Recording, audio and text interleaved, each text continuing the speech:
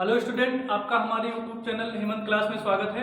आज हम लोग जो भारत की स्थिति को लेकर बात कर रहे थे, उसका सेकंड वीडियो लेकर आए हैं। फर्स्ट वीडियो में मैंने बताया था कि भारत किस गोलार्ध में स्थित है। तो उम्मीद करते हैं मेरा पहला वीडियो आप लोग देखे होंगे, नहीं देखे हैं तो देख लें। और इस वीडियो में हम लोग भारत की स्थिति को लेकर के बात करेंगे कि भारत की जो स्थिति है उसके आसपास के देश कौन कौन से हैं, किन किन देशों से वो सीमा साझा करता है और उसका क्षेत्रफल पृथ्वी के क्षेत्रफल का कितना है। तो इन सब के बारे में हम लोग अच्छे तरीके से देखेंगे। तो वीडियो को शुरू करते हैं। वीडियो को शुरू करने से पहले आप लोग चैनल को सब्सक्राइब कर लीजिए और बेल आइकन को भी दबा दीजिए। तो वीडियो की शुरुआत करते हैं। देखिए, ये भारत अगर देखा जाए, भारत में इस समय कितने राज्य हैं, तो 28 राज्य हैं और 8 केंद्र शासित प्रदेश हैं। यहाँ पर सारे राज्यों को दिखाया गया है और केंद्र शासित प्रदेश को दिखाया गया है। तो राज्यों को देख सकते हैं जितने भी राज्य हैं। अब ये समझते हैं कि जो भारत का जो विस्तार था वो कहां से लेकर कहां तक था। तो भारत का जो विस्तार था वो 8 डिग्री 4 मिनट से लेकर के 37 डिग्री 6 मिनट तक था। भारत का जो विस्तार था 8 डिग्री 4 मिनट से लेकर के 37 डिग्री 6 मिनट तक था। और ये कौन सा विस्तार था? ये अक्षांशीय विस्तार था। लेकिन ये भारत की अगर भूमि को देखा जाए तो यहाँ से है। बाकी एक क्वेश्चन और भी पूछा जाता है, लोग गलती कर देते हैं। 6 डिग्री 4 मिनट पर भी अंडमान निकोबार द्वीप समूह का जो ग्रेट निकोबार द्वीप है वो 8 डिग्री 4 मिनट पर भी मिलता है। तो भारत का जो विस्तार है, अगर पूछा जाता है संपूर्ण रूप से द्वीपों को भी अगर शामिल किया जाता है, द्वीपों को भी, तो 6 डिग्री 4 मिनट से है। अगर स्तर को देखा जाता है तो 8 डिग्री 4 मिनट से 8 डिग्री 4 मिनट है। और विस्तार कितना है? 37 डिग्री 6 मिनट तक है। तो यहाँ से हम लोग अक्षांशीय विस्तार को देख लिए। देशांतरीय विस्तार क्या होगा? 68 डिग्री 7 मिनट से लेकर के 97 डिग्री 25 मिनट तक। 68 डिग्री 7 मिनट से लेकर के 97 डिग्री 25 मिनट तक है इसका पूर्व से लेकर के पश्चिम तक विस्तार। अब देखो, इसके पूर्वी भाग, इसके उत्तरी भाग को किस नाम से जाना जाता है? उत्तरी बिंदु को जाना जाता है इंदिराकॉल के नाम से। तो इंदिराकॉल पूछा जाता है तो कहां पर है? तो बता देंगे, लद्दाख में है। यूटी क्या हो जाएगा? लद्दाख। इसके बाद फिर दक्षिणी बिंदु इंदिरा पॉइंट है, जो कि ग्रेट निकोबार पर है। इंदिरा पॉइंट जो कि ग्रेट निकोबार पर है। इसके बाद इसका पश्चिमी बिंदु है। पश्चिमी बिंदु कहां पर है? पूर्वी इधर हो जाएगा, पश्चिमी बिंदु गुजरात में है। गुजरात में क्या हो जाएगा? सरक्रीक पर। गुजरात के कहां पर है? सरक्रीक, इसको मान सकते हैं सरक्रीक। और जो इसका पूर्वी बिंदु है वो कहां पर है? अरुणाचल प्रदेश में है और जिसको किवुथु के नाम से जाना जाता है। तो पूर्वी बिंदु कहां पर है? अरुणाचल प्रदेश में। तो ये चारों पॉइंट्स को ध्यान रख लेना। उत्तरी बिंदु को कहा जाता है इंदिराकॉल, दक्षिणी बिंदु को इंदिरा पॉइंट, और उसके बाद फिर पश्चिमी बिंदु को सरक्रीक बोला जाता है और पूर्वी बिंदु को किवुथु। और ये कहां पर स्थित है? उत्तरी बिंदु लद्दाख में और दक्षिणी बिंदु इंदिरा पॉइंट पर, पूर्वी बिंदु अरुणाचल प्रदेश में और पश्चिमी बिंदु गुजरात में है। तो यहाँ से आप लोग चारों पॉइंट्स को नोट कर सकते हैं। इसके बाद अगर देखते हैं भारत का कुल विस्तार कितना है, क्षेत्रफलीय विस्तार, तो भारत का क्षेत्रफल विस्तार है 32,87,263 वर्ग किलोमीटर। तो जो भारत का विस्तार है वो कितना है? 32,87,263 वर्ग किलोमीटर। और अगर पूरे विश्व के क्षेत्रफल का देखा जाए, भारत का क्षेत्रफल कितना है, तो भारत का क्षेत्रफल कितना है? 2.42% है पूरे विश्व के क्षेत्रफल का भारत का क्षेत्रफल। जनसंख्या अगर देखी जाए तो जितना भी जनसंख्या निवास करती है भारत में, वो कुल जनसंख्या की क्या है? 17.7% है। तो यहाँ से देख सकते हैं क्षेत्र में और जनसंख्या में कितना ज्यादा डिफरेंस है। अगर क्षेत्रफल की दृष्टि से देखा जाए तो भारत का 7वां नंबर है। अगर क्षेत्रफल की दृष्टि से बात किया जाए तो भारत का कौन सा नंबर है? 7वां नंबर है। पहले नंबर पर सबसे ज्यादा क्षेत्रफल किसका है? तो रूस का है। दूसरे नंबर पर कनाडा का है। तीसरे नंबर पर चाइना का है। चौथे नंबर पर संयुक्त राज्य अमेरिका का है। और 5वें नंबर पर ब्राजील का है। 6ठे नंबर पर ऑस्ट्रेलिया का है और 7वें नंबर पर भारत का स्थान आता है। तो जनसंख्या के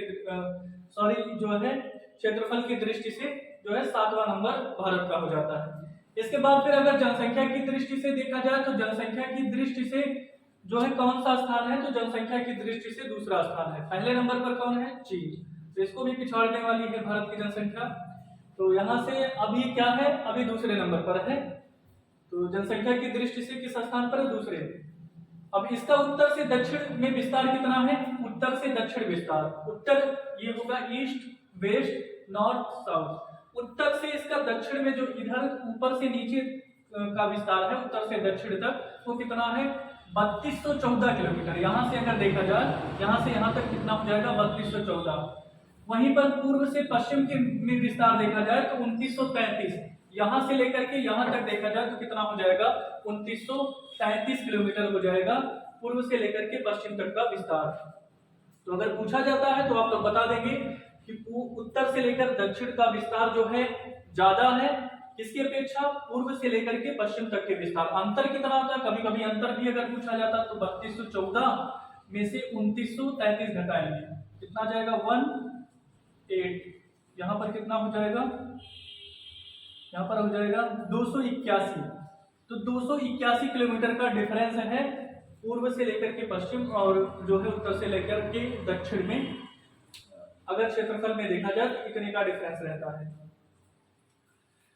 स्थलीय सीमा की लंबाई, अब देखते हैं यहाँ से अगर देखा जाए गुजरात का कुछ पार्ट यहाँ से देखा जाए तो यहाँ पर पाकिस्तान आ जाता है, अफगानिस्तान, और यहाँ पर है पीओके जिसको बोला जाता है पाकिस्तान ऑक्युपाइड कश्मीर। पीओके का पूरा नाम क्या है, पाकिस्तान ऑक्युपाइड कश्मीर। और लद्दाख में कुछ पार्ट है एलएसी,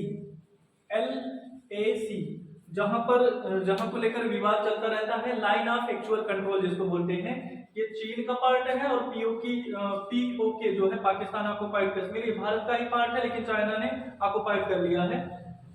तो पीओके और एलएसी हो गया, ये क्या है, लद्दाख है। अब यहाँ से जो है अगर देखा जाए तो ये सब क्या है, यहाँ पर स्थलीय सीमा रहती है, यहाँ तक स्थलीय सीमा है। तो स्थलीय सीमा का कुल विस्तार कितना है, 15,200 किलोमीटर पाया जाता है स्थलीय सीमा का विस्तार। वहीं पर देखते हैं यहाँ से ये सारे क्या है, जल में है, ये सारे भाग क्या है, तटीय भाग हैं, और इनकी सीमा किससे लगती है, जल से लगती है। तो तटीय भाग वाले जो लंबाई है इनकी कितनी है, 7,516.6 किलोमीटर इनकी पूरी लंबाई है। और अगर मुख्य भूमि से देखा जाए तट की लंबाई कितनी है, मुख्य भूमि से अगर देखा जाए वो तट की लंबाई कितनी है, तो 6100 किलोमीटर है। तो ये सारे पॉइंट्स जो है पूछे जाते हैं, तो ये सारे पॉइंट्स आपको लोगों को ध्यान रखना चाहिए। और इसके बाद फिर हम लोग ये देखते हैं कि जो है भारत के कितने पड़ोसी देश हैं। तो भारत के पड़ोसी देश पर 3 टाइप से क्वेश्चन पूछा जाता है। भारत के कुल पड़ोसी देश कितने हैं, 9 हैं। अब इसको हम लोग देखते हैं। पहला क्या हो जाएगा, पाकिस्तान, इसके बाद फिर अफगानिस्तान, चीन हो जाएगा, नेपाल हो जाएगा, भूटान हो जाएगा, 5 हो गया, म्यांमार 6 हो गया, बांग्लादेश 7 हो गया, बांग्लादेश हो गया। उसके बाद फिर क्या हो जाएगा, यहाँ पर 8 हो जाएगा श्रीलंका, और उसके बाद फिर 9 हो जाएगा मालदीव, यहाँ पर है मालदीव। तो इस तरीके से अगर पूछा जाता है तो भारत के कितने पड़ोसी देश हैं, तो 9 पड़ोसी देश हैं। कौन कौन सा, पाकिस्तान, अफगानिस्तान, चीन, नेपाल, भूटान, म्यांमार, बांग्लादेश, इसके बाद फिर श्रीलंका और मालदीव। तो भारत के कुल पड़ोसी देश में अगर जो है देखा जाए जिनकी सीमा जल से भी स्थल से भी साझा करती है तो कितने हैं, 9 हैं। लेकिन अगर पूछा जाए केवल स्थल से कितने हैं, तो स्थल से 7 हो जाएंगे, पाकिस्तान, अफगानिस्तान, चीन, नेपाल, भूटान, म्यांमार और जो है बांग्लादेश। लेकिन अगर कभी कभी ये पूछ लिया जाता है कि प्रादेशिक सीमा वाले भारत के कितने पड़ोसी देश हैं, तो प्रादेशिक सीमा वाले पड़ोसी देश हैं 5। तो उसमें जो है पाकिस्तान और अफगानिस्तान, पाकिस्तान और जो है बांग्लादेश हट जाएंगे, बाकी और सब रहेगा। ये 3 टाइप से क्वेश्चन बन सकते हैं कि भारत के कुल पड़ोसी देश कितने हैं, तो 9 हैं। भारत के प्रादेशिक सीमा वाले पड़ोसी देश कितने हैं, 5 हैं। भारत के स्थल सीमा वाले देश कितने हैं, 7 हैं। तो इस तरीके से हम लोग देख सकते हैं भारत के कितने पड़ोसी देश हैं और किसकी सीमा किससे लगती है। अब इसके बारे में हम लोग जो है पढ़ेंगे। तो पाकिस्तान से किन किन देशों की सीमा लगती है, तो पाकिस्तान से देखते हैं गुजरात पहली सीमा लगती है, गुजरात की, राजस्थान की, पंजाब की, और यूटी क्या है, जम्मू कश्मीर। तो 3 राज्यों से लगती है, गुजरात, राजस्थान, पंजाब और एक यूटी से, जम्मू कश्मीर से। तो पाकिस्तान की सीमा यहाँ से साझा होती है। इसके बाद फिर अफगानिस्तान से देखा जाए तो अफगानिस्तान से जो है लद्दाख सिर्फ जो है 106 किलोमीटर की बाउंड्री शेयर करता है। इसके बाद फिर अगर देखा जाए चीन से, तो चीन से लद्दाख हो जाएगा, हिमाचल प्रदेश हो जाएगा, उत्तराखंड हो जाएगा और इसके बाद फिर सिक्किम हो जाएगा और इसके बाद फिर अरुणाचल प्रदेश। तो ये हो जाएंगे चीन से बाउंड्री शेयर करने वाले। वहीं पर अगर नेपाल से देखा जाए तो नेपाल से उत्तराखंड हो जाएगा, उत्तर प्रदेश हो जाएगा, बिहार हो जाएगा, पश्चिम बंगाल हो जाएगा और सिक्किम, ये नेपाल से बाउंड्री शेयर करते हैं। भूटान से देखा जाएगा तो भूटान से क्या क्या हो जाएंगे, सिक्किम हो जाएगा, उसके बाद फिर पश्चिम बंगाल हो जाएगा, असम हो जाएगा और अरुणाचल प्रदेश। तो ये भूटान से सीमा साझा करेंगे। इसी तरीके से अगर देखा जाए म्यांमार से, तो म्यांमार से हो जाएगा अरुणाचल प्रदेश, नागालैंड, मणिपुर और मिजोरम। ध्यान देना इसमें त्रिपुरा नहीं है। वहीं अगर बांग्लादेश से देखा जाएगा तो पश्चिम बंगाल, मेघालय, असम, त्रिपुरा और मिजोरम। तो ये हो जाएंगे बांग्लादेश से जो बाउंड्री शेयर करते हैं। यहाँ पर श्रीलंका से, श्रीलंका जो है वो पाक जलडब्रूमध्य या पाक जल संधि से या फिर मन्नार की खाड़ी से भारत से अलग होती है। और यहाँ पर हम देख सकते हैं अरब सागर में क्या है, मालदीव है जिसकी कैपिटल है माले। उसके बाद फिर जो है बंगाल की खाड़ी में क्या है, अंडमान निकोबार द्वीप समूह स्थित है। तो यहाँ से हम लोगों ने ये देखा कि जो है कौन सा राज्य जो है कौन कौन से राज्य हैं जो कि भारत के। तो यहाँ से हम लोगों ने देखा कि कौन कौन से ऐसे राज्य हैं जो कि अन्य देशों से, जैसे पाकिस्तान से, अफगानिस्तान से, चीन से, नेपाल से और भूटान से, बांग्लादेश से बाउंड्री शेयर करते हैं। इसके बाद हम लोग ये समझते हैं कि तटीय राज्य कितने हैं। तो तटीय राज्य कितने हैं, 9 हैं। पहला क्या हो जाएगा, गुजरात, महाराष्ट्र, गोवा, कर्नाटक, केरल, तमिलनाडु, आंध्र प्रदेश, उड़ीसा और पश्चिम बंगाल। इस तरीके से 9 राज्य ऐसे हैं जिनकी सीमा किससे लगती है, तट से लगती है। इसके बाद फिर हम लोग समझते हैं कि जो कर्क रेखा होती है और मकर रेखा होती है, कर्क रेखा होती है और मकर रेखा होती है, तो कौन सी रेखा भारत से होकर गुजरती है। क्योंकि 8 डिग्री 4 मिनट ये भूमध्य रेखा के ऊपर है, तो यहाँ से कर्क रेखा गुजरेगी। मकर रेखा क्योंकि दक्षिणी गोलार्ध में पाया जाता है इसलिए मकर रेखा नहीं गुजरेगी, तो कर्क रेखा जाएगी। कर्क रेखा भारत को लगभग 2 बराबर भागों में बांटती है। तो कर्क रेखा गुजरात से जो है राजस्थान में जाती है, उसके बाद फिर मध्य प्रदेश में, उसके बाद झारखंड, पश्चिम बंगाल और उसके बाद फिर त्रिपुरा और उसके बाद फिर मिजोरम। इस तरीके से वो 8 राज्यों से गुजरती है। तो गुजरात हो जाएगा, राजस्थान हो जाएगा, मध्य प्रदेश हो जाएगा, छत्तीसगढ़ होगा, झारखंड होगा, पश्चिम बंगाल होगा, त्रिपुरा होगा और जो है मिजोरम होगा। इस तरीके से जो भारत की कर्क रेखा होती है वो 8 राज्यों से होकर गुजरती है। एक बार फिर से देखते हैं, गुजरात, राजस्थान, मध्य प्रदेश, छत्तीसगढ़, झारखंड, पश्चिम बंगाल, त्रिपुरा और मिजोरम।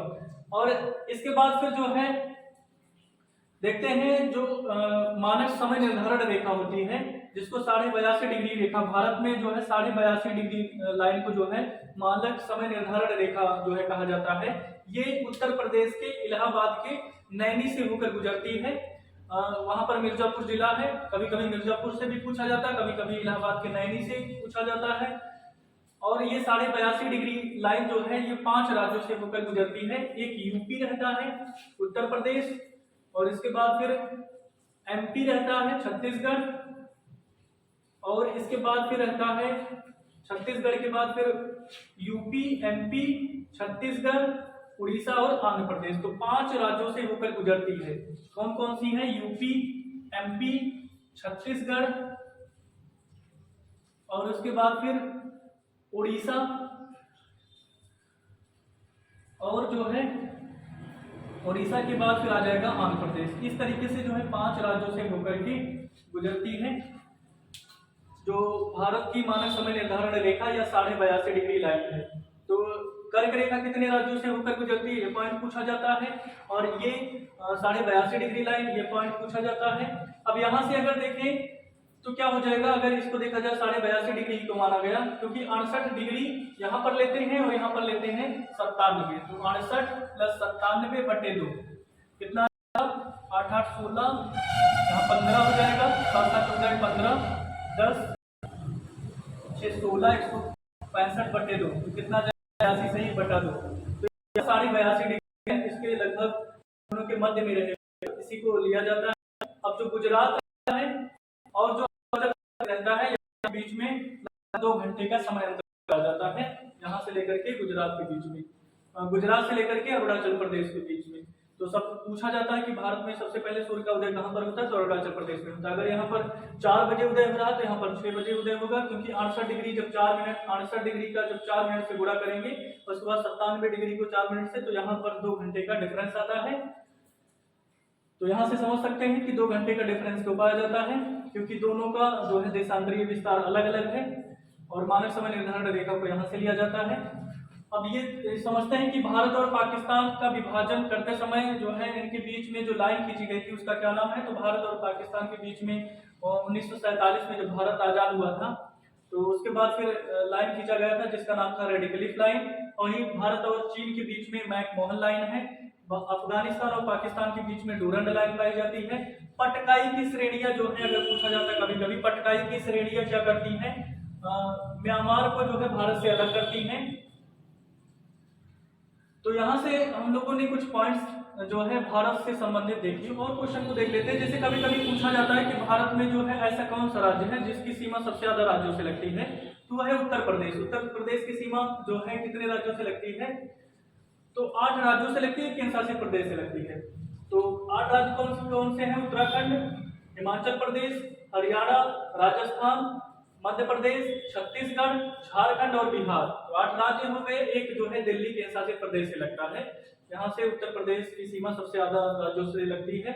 इसके बाद फिर कभी कभी ये पूछा जाता है सबसे बड़ी जो है तटीय रेखा किसकी है, तो गुजरात की सबसे बड़ी तटीय रेखा है। उसके बाद फिर आंध्र प्रदेश का आ जाता है दूसरे नंबर पर। तो यहाँ से हम लोग लगभग जितने भी पॉइंट्स बन सकते थे उन सबको इंक्लूड किए हैं। अगर कुछ पॉइंट छूट जाता है तो कमेंट बॉक्स में आप लोग बता सकते हैं। उम्मीद करते हैं मेरा ये वीडियो आप लोगों को पसंद आया होगा। तो पसंद आता है तो ज़्यादा से ज़्यादा लोगों के पास शेयर करें और चैनल को सब्सक्राइब कर लें। इस वीडियो को यहीं पर समाप्त करते हैं। Thank you.